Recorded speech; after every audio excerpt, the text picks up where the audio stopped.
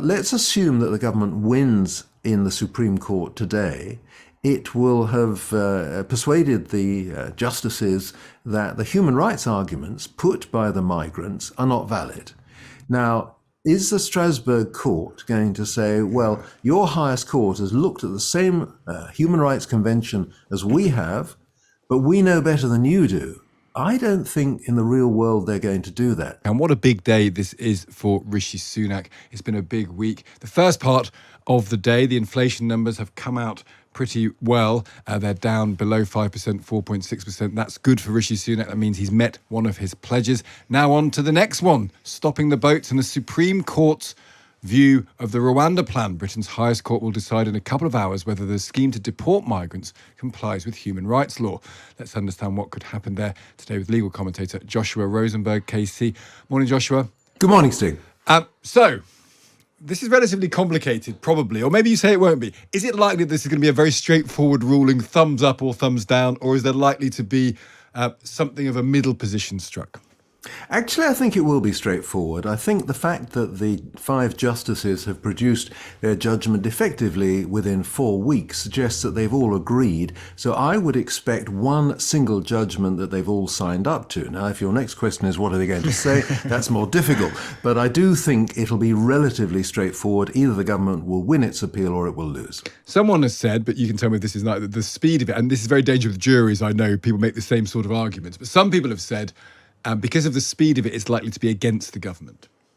You could argue that because of the speed of it, it's likely to be for the government on the basis that the justices would want to think very carefully before delivering a ruling that would obviously cause difficulties for the Prime Minister. But you could argue it both ways, and we will know in a couple of hours or so. It's slightly more. It's simply not a good idea to speculate at the moment. You really could argue it either way. Let's try and understand some of the facts and details around it, because I think that's important for all of us to have in our mind. One argument the government has made that if there is a problem with this in the Supreme Court, it could be got around by signing a treaty with Rwanda. Can you sign into a treaty powers that you can't otherwise have because the Supreme Court doesn't agree with them? This is certainly one of the problems with this deal, which was done not by Suella Braverman, but by Priti Patel, her predecessor. It was Priti Patel who signed what's called a memorandum of understanding with the Rwanda government. So the theory is that if you put it into a formal treaty, then it might escape scrutiny. I'm not sure it's that easy, but certainly if the government loses, it will be looking at alternative ways of achieving the same aim. It may be looking at other countries if the decision of the Supreme Court is that Rwanda is not a safe third country, a country that can take people who've applied to the United Kingdom for asylum. If it goes against the government, the question of the ECHR will then arise. There's various phrases that are used around this. I just want some clarity from you, if you wouldn't mind, on what it means. Is it possible for the UK to come out of the ECHR as a whole? Is it possible to stay in but create a law to disapply it for asylum cases? Are they different things?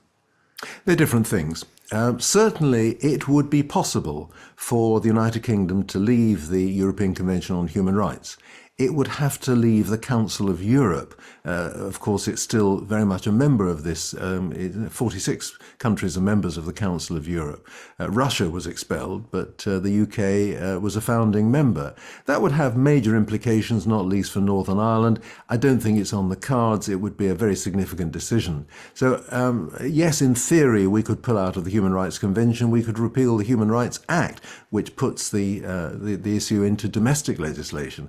The alternative, as you say, is to try and get round it using domestic UK legislation passed by our own parliament, but we would still be bound by international treaties, still be bound by the international agreement, which is what the Human Rights Convention is, and so simply passing legislation here, which is something that Suella Braverman actually did, is not necessarily going to achieve that aim. Because would the Strasbourg Court still be sovereign there? That even if we try and disapply it in our own law, ultimately there could still be an appeal up to a Strasbourg Court in that situation?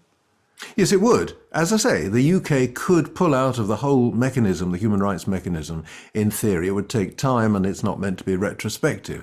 It could be done, but not in practical terms, and certainly not before an election. So you're absolutely right. The UK is sovereign. It chose to sign up to the Human Rights Convention as it chose to sign up to many, many other international treaties. As a matter of international law, it's bound by them. As I say, Parliament can pass domestic legislation saying we can ignore what are called interim measures, temporary injunctions issued by that court. One of those was issued last year, which caused many of the problems for the UK government. But you can pass legislation here. It doesn't affect your international obligations. And one of the rows that Suella Braverman had was with Rishi Sunak was she said to him, we don't need to comply with these interim measures. He said, presumably on advice from the Attorney General, yes, we do. On that point, because this is in her letter, she says that even if the government wins the case today, there will still be further appeals up to Strasbourg. And she says that's because of Sunak's insistence that Rule 39 indications are binding in international law. What does that actually mean?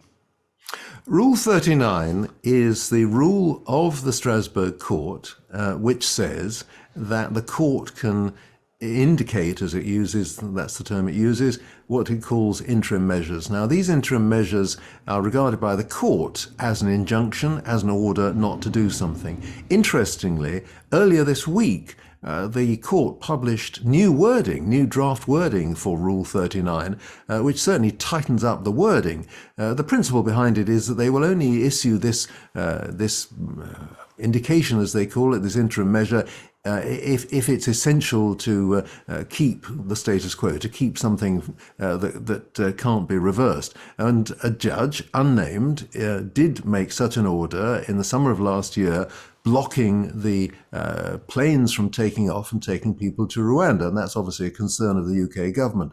As I say, the court regards this as binding. The UK government seems to accept that, according to Suella Braverman. She doesn't, and she says that the international lawyers she has spoken to say this is merely advisory and we don't have to observe it. Now, that may be an argument that never has to be resolved. But there is a possibility, though, just to be clear on this, I don't want to get too much in the weeds on this, but that the Supreme Court raises no problems with deportation to Rwanda, but Strasbourg could still, on an individual basis, issue an injunction on certain cases, even within that.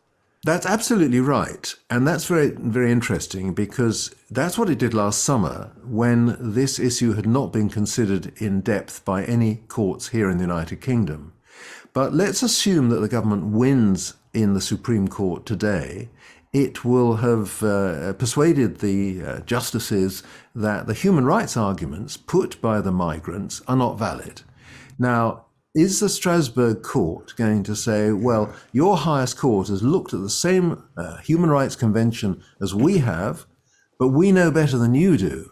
I don't think in the real world they're going to do that. So yes, the migrants would be well advised to apply for interim measures. There's already a case running in Strasbourg, and they would say, we don't want to be sent to Rwanda until you, the Strasbourg Court, have decided this case, which you won't for some months or even a year or two. But the court may say, well, look, you've had your chance in the domestic courts, and therefore we're not going to give you this order you request. I feel I really understand this an awful lot more than I did a few minutes ago. Joshua, good to speak to you. Thank you so much.